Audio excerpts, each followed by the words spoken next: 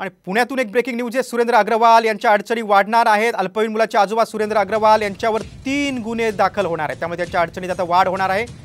पुण्यातील drunk and drive प्रकरणी अल्पवयीन आरोपीचे आजोबा सुरेंद्र अग्रवाल यांच्या अडचणीत वाढ होणार आहे।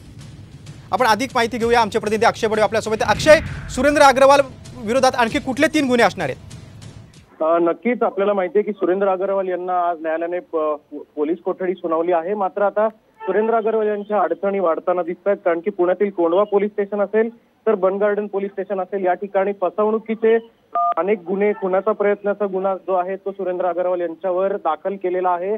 अनेक वर्षांपूर्वी हा गुन्हा जरी दाखल झालेला असला मात्र त्याचा तपास आता गुन्हे शाखा करू शकते, त्यामुळे सुरेंद्र अग्रवालच्या अडचणी वाढलेल्या आहेत। या संपूर्ण गुन्ह्यांचे तपास कसे पुणे पोलीस करते हे पाहणं आता महत्त्वाचं ठरणार आहे। या ड्रंक अँड ड्राइव्ह घटनेनंतर आता जुन्या सगळ्या गुन्ह्यांवर आता पुन्हा एकदा पोलीस प्रकाश टाकतील आणि तपास होईल। तुम्ही सविस्तर माहिती दिली त्याबद्दल अक्षय धन्यवाद।